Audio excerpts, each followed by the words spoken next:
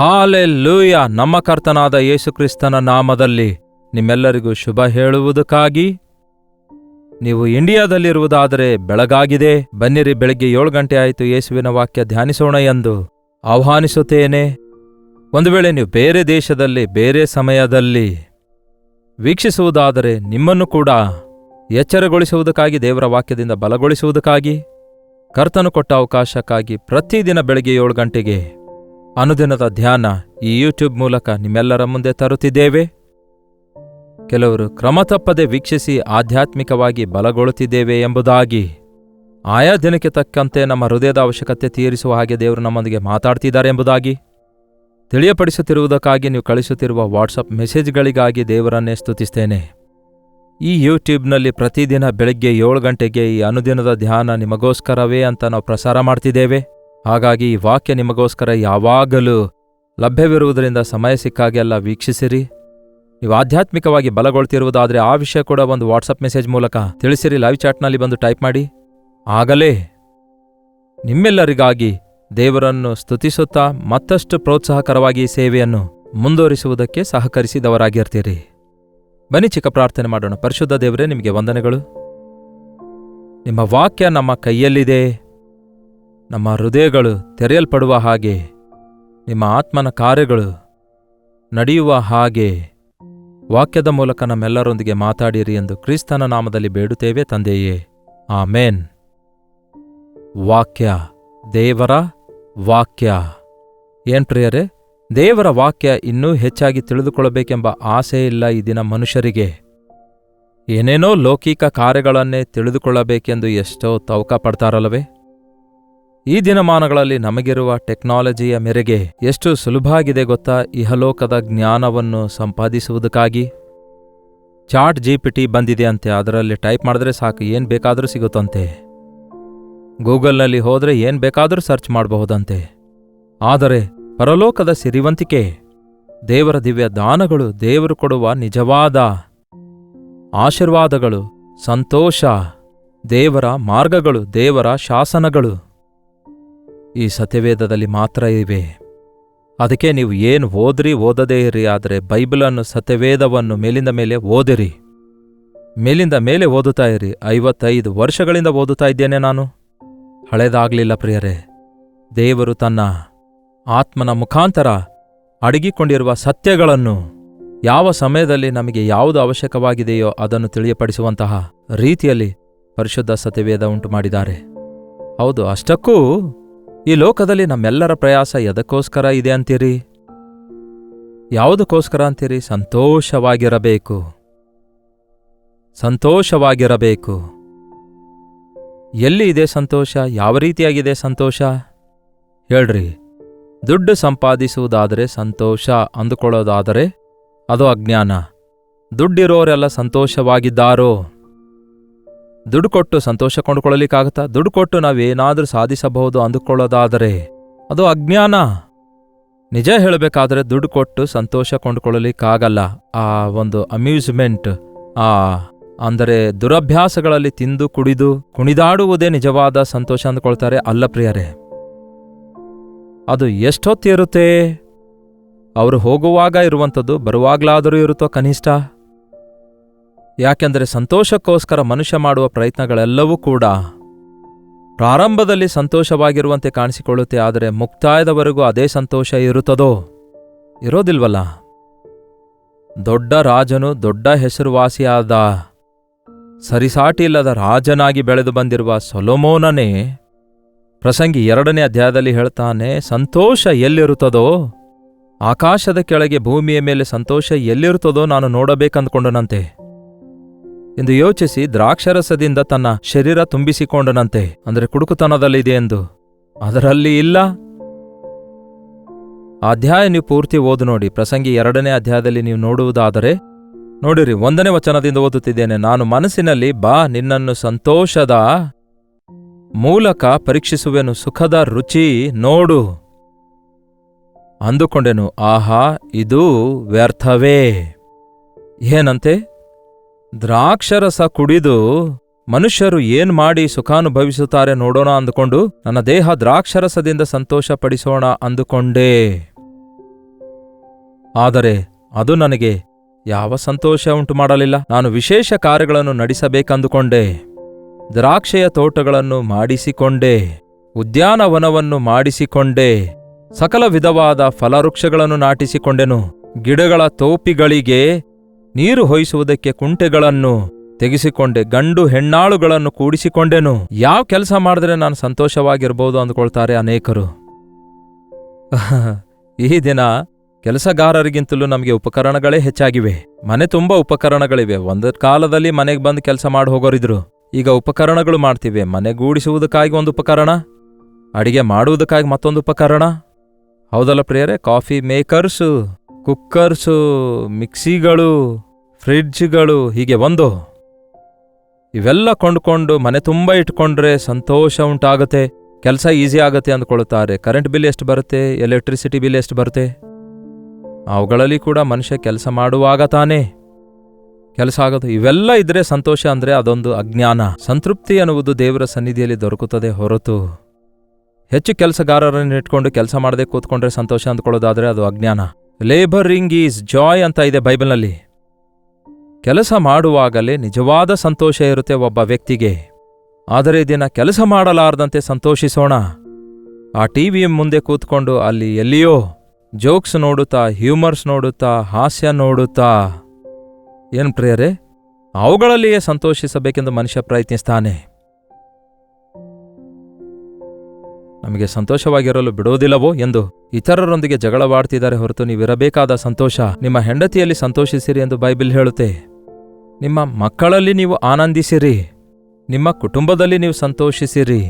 ಮನೆಯಲ್ಲೇ ಸಂತೋಷ ಇಲ್ಲದಂಥವರು ಬೀದಿಗಳಿಗೆ ಹೋಗಿ ತಮ್ಮ ಜೀವಿತವನ್ನೇ ನಾಶ ಮಾಡಿಕೊಳ್ತಿದ್ದಾರೆ. ಸಂತೋಷ ಎಲ್ಲಿ ಸಿಗುತ್ತೆ ಎಂದು ಎಲ್ಲಾ ಪ್ರಯತ್ನ ಮಾಡುತ್ತಾನೆ. ಬಂಗಾರ ಸಂಪಾದಿಸಿಕೊಳ್ತಾನೆ, ಬೆಳ್ಳಿ ಸಂಪಾದಿಸಿಕೊಳ್ತಾನೆ. ಅಷ್ಟೇ ಅಲ್ಲ, ಮದುವೆ ಮಾಡಿಕೊಳ್ತಾನೆ. ಮತ್ತೇನು ಹೇಳ್ತಾನೆ? ಇದೇ 10 ಮತ್ತು 11ನೇ ವಚನ ಏನು ಹೇಳುತ್ತೆ ನೋಡಿ. ಇದೇ ಪ್ರಸಂಗಿ 2ನೇ ಅಧ್ಯಾಯ 10ನೇ ವಚನ. ನನ್ನ ಕಣ್ಣು ಬಯಸಿದೆಲ್ಲವನ್ನು ಅದಕ್ಕೆ ನಾನು ಒಪ್ಪಿಸದೆ ಬಿಡಲಿಲ್ಲ. ಯಾವ ಸಂತೋಷವನ್ನು ಅನುಭವಿಸುವುದಕ್ಕೂ ನನ್ನ ಹೃದಯವನ್ನು ತಡೆಯಲಿಲ್ಲ. ಏಕೆಂದರೆ ನನ್ನ ಹೃದಯವು ನನ್ನ ಕಾರ್ಯಗಳಲ್ಲೆಲ್ಲ ಹರ್ಷಿಸುತ್ತಿತ್ತು, ನನ್ನ ಪ್ರಯಾಸದಿಂದೆಲ್ಲ ನನಗಾದ ಲಾಭವು ಇದೇ. ಆಗ ನನ್ನ ಕೈಯಿಂದ ನಡೆಸಿದ ಎಲ್ಲಾ ಕೆಲಸಗಳಲ್ಲಿಯೂ, ಏನಂತೆ? ಆಗ ನನ್ನ ಕೈಯಿಂದ ನಡೆಸಿದ ಎಲ್ಲಾ ಕೆಲಸಗಳಲ್ಲಿಯೂ ನಾನು ಪಟ್ಟ ಪ್ರಯಾಸದಲ್ಲಿಯೂ ದೃಷ್ಟಿಯಿಟ್ಟೆನು. ಅಂದರೆ ನಿಧಾನವಾಗಿ ವಿವೇಚಿಸಿ ನೋಡಲು ಅವೆಲ್ಲವೂ ವ್ಯರ್ಥವಾಗಿಯೂ, ಆಹಾ, ಗಾಳಿಯನ್ನು ಹಿಂದಟ್ಟಿದ ಹಾಗೆಯೂ ನನಗೆ ಕಾಣಿಸಿದವು. ನನ್ನ ಕೈಯಿಂದ ನಾನು ಮಾಡಿರುವ ಕೆಲಸಗಳೆಲ್ಲವೂ, ಸಂತೋಷಕ್ಕಾಗಿ ಪಟ್ಟ ಪ್ರಯಾಸವೆಲ್ಲವೂ ಗಮನಿಸಿ ನೋಡಿದ್ರೆ ಕೊನೆಗೆ ಅದೆಲ್ಲವೂ ವ್ಯರ್ಥ, ಎಲ್ಲವೂ ವ್ಯರ್ಥ. ಅದರಿಂದ ಯಾವ ಫಲಿತಾಂಶ ನನಗೆ ದೊರಕಲಿಲ್ಲ. ಕೊನೆಯದಾಗಿ ಅವನು ಮುಂದಿನ ಅಧ್ಯಾಯದಲ್ಲಿ ಹೇಳ್ತಾನೆ, ಎಲ್ಲವೂ ವ್ಯರ್ಥ, ವ್ಯರ್ಥ, ವ್ಯರ್ಥ ಎಂದು ಹೇಳಿ ಎಲ್ಲಾ ಪ್ರಯತ್ನ ವಿಫಲವಾಗಿವೆ ಅನ್ನುತ್ತಾನೆ. ನಿಜವಾದ ಸಂತೋಷ ಎಲ್ಲಿ ದೊರಕುತ್ತದೆ? ಹೇಳ್ರಿ, ಕೊಂಡುಕೊಳ್ತೇನೆ ಅನ್ನುತ್ತೀರಾ? ಹೇಳ್ರಿ, ತಂದುಕೊಳ್ತೇವೆ ಅನ್ನುತ್ತೀರಾ? ಬಚ್ಚಿಟ್ಕೊಳ್ತೇವೆ ಅನ್ನುತ್ತೀರಾ? ಹಾಗಿರೋದಾದ್ರೆ ಒಳ್ಳೆ ಡಿಮಾಂಡ್ ಈ ದಿನ ಗೋಲ್ಡಿಗೆ ಅಲ್ಲ, ದುಡ್ಡಿಗಾಗಿಯೂ ಅಲ್ಲ, ಸಂತೋಷಕ್ಕೆ ಹೆಚ್ಚು ಡಿಮಾಂಡ್ ಇರ್ತಿತ್ತು. ಸಂತೋಷವನ್ನು ಹಂಚುವ ಯಂತ್ರವಾಗಲಿ, ಸಂತೋಷವನ್ನು ಮಾರುವಂತಹ ದೇಶಗಳೇನಾದರೂ ಇರೋದಾದ್ರೆ, ಅಯ್ಯೋ, ಎಲ್ಲಾ ದೇಶಗಳವರು, ಪ್ರಪಂಚವೇ ಮುಗ್ಗಿ ಮುಗ್ಗಿ ಬೀಳುತ್ತೆ. ಗೊತ್ತಾ ನಿಮಗೆ ಎಲ್ಲಿದೆ ಸಂತೋಷ? ನಿಜವಾದ ಸಂತೋಷ ಎಲ್ಲಿದೆ ಗೊತ್ತಾ? ಶಾಶ್ವತವಾದ ಸಂತೋಷ ಎಲ್ಲಿದೆ ಗೊತ್ತಾ? ತೃಪ್ತಿ, ಸಮಾಧಾನ ಎಲ್ಲಿದೆ ಗೊತ್ತಾ? ನೋಡೋಣ ಬನ್ನಿ. ಕೀರ್ತನೆ, ಇಲ್ಲಿ ಭಕ್ತನು ಹೇಳುವ ಒಂದು ಮಾತು ನೋಡಿ. 16ನೇ ಅಧ್ಯಾಯ, ಕೀರ್ತನೆ 16:11. ನಿನ್ನ ಸಮ್ಮುಖದಲ್ಲಿ ಪರಿಪೂರ್ಣ ಸಂತೋಷವಿದೆ. ಎಲ್ಲಿ? ದೇವರ ಸನ್ನಿಧಿಯಲ್ಲಿ ಸಂಪೂರ್ಣ ಸಂತೋಷ ಉಂಟು. ಇನ್ನು ಯಾವುದೊಂದು ಅದರಲ್ಲಿ ಕೊರತೆಯೇ ಇಲ್ಲ. ಇದರೊಂದಿಗೆ ಅದು ಕೂಡ ಇದ್ರೆ ಚೆನ್ನಾಗಿರುತ್ತೆ ಎಂಬ ಇನ್ನು ಆಸೆಯೇ ಬರಲ್ಲ. ಆತನ ಸನ್ನಿಧಿಯಲ್ಲಿ ಸಂಪೂರ್ಣ ಸಂತೋಷವಿದೆ. ನಿನ್ನ ಬಲಗೈಯಲ್ಲಿ ಶಾಶ್ವತ ಭಾಗ್ಯವಿದೆ. ಸಂತೋಷ ದುಡ್ಡಿನಿಂದ ಕೊಂಡುಕೊಳ್ಳುವಂಥದ್ದಲ್ಲ. ಸಂತೋಷ ದುರಭ್ಯಾಸಗಳಿಂದ ಆಡಂಬರದಿಂದ ತಂದುಕೊಳ್ಳುವಂಥದ್ದೂ ಅಲ್ಲ.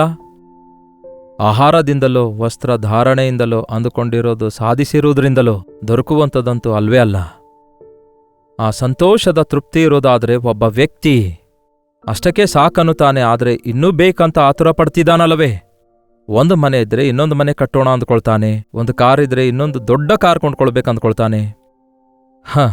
ಒಬ್ಬ ಹೆಂಡತಿಯನ್ನು ದೇವ್ರು ಕೊಟ್ರೆ ಪರಸ್ತ್ರೀ ವ್ಯಾಮೋಹದಲ್ಲಿರ್ತಾನೆ. ನೋಡಿ, ಸೊಲೊಮೋನನಿಗೆ 700 ಮಂದಿ ಪತ್ನಿಯರಿದ್ರಂತೆ, 300 ಮಂದಿ ಉಪಪತ್ನಿಯರು, ಒಟ್ಟು 1000 ಜನ ಇದ್ರಂತೆ.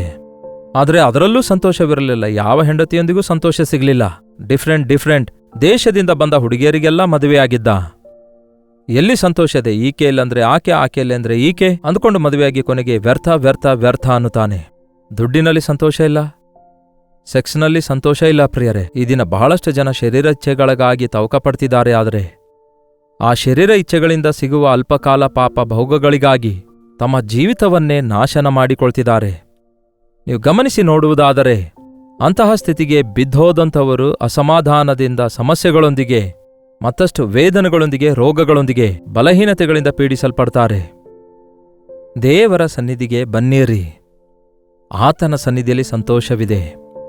ಯೇಸು ನಿಮ್ಮ ಹೃದಯದಲ್ಲಿರುವುದಾದರೆ ನಿಮ್ಮ ಬದುಕಿನಲ್ಲಿ ತೃಪ್ತಿ ಇರುತ್ತೆ. ಹೇಳಬೇಕಾದ್ರೆ ನಿಜವಾಗ್ಲೂ ದೇವರನ್ನು ನಂಬಿದವರಿಗೆ ಶ್ರಮೆಗಳಿರ್ತವೆ, ಶೋಧನೆಗಳಿರ್ತವೆ. ಆದರೆ ಆ ಶ್ರಮೆಗಳಲ್ಲಿ ಸಂತೋಷ ಇರುತ್ತೆ. ಪೌಲನು ಸೆರೆಮನೆಯೊಳಗೆ ಹಾಕಲ್ಪಟ್ಟಿದ್ದ, ಬಹಳ ಬಾಧಿಸಲ್ಪಡ್ತಿದ್ದ. ಆದರೆ ನಾನು ದೇವರ ಚಿತ್ತ ಮಾಡ್ತಾ ಇದ್ದೇನೆ, ದೇವರಿಗೋಸ್ಕರ ನಾನು ಶ್ರಮೆ ಪಡುವಂಥದ್ದು ದೊಡ್ಡ ಭಾಗ್ಯವಾಗಿದೆ ಎಂದು ಶ್ರಮೆಯಲ್ಲಿ ಸಂತೋಷಿಸುತ್ತಾನೆ. ನಾನು ಇಲ್ಲಿ ದೇವರಿಗೋಸ್ಕರ ಪಡುತ್ತಿರುವ ಶ್ರಮೆಗಳಿಗಾಗಿ ನನಗೆ ನಿತ್ಯ ರಾಜ್ಯದಲ್ಲಿ ನಿತ್ಯ ಸಂತೋಷ, ನಿತ್ಯ ಸುಖಗಳುಳ್ಳಂತಹ ಪರಲೋಕ ರಾಜ್ಯದಲ್ಲಿ ನನಗೆ ಪ್ರತಿಫಲ ದೊರಕುತ್ತದೆ ಎಂದು ನಂಬಿದ. ಅಷ್ಟೇ ಅಲ್ಲ, ಸೆರೆಮನೆಯಲ್ಲಿದ್ದುಕೊಂಡು ಅವನು ಸಭೆಗೆ ಹೇಳಿರುವ ಮಾತಿದು, ಕರ್ತನಲ್ಲಿ ಸಂತೋಷಿಸಿರಿ. ತಿರುಗಿ ಹೇಳುತ್ತೇನೆ, ಕರ್ತನಲ್ಲಿ ಸಂತೋಷ ಪಡೆಯಿರಿ. ಥೆಸಲೋನಿಕ ಸಭೆಗೆ ಹೇಳ್ತಾನೆ, ಯಾವಾಗಲೂ ಸಂತೋಷ ಪಡೆಯಿರಿ.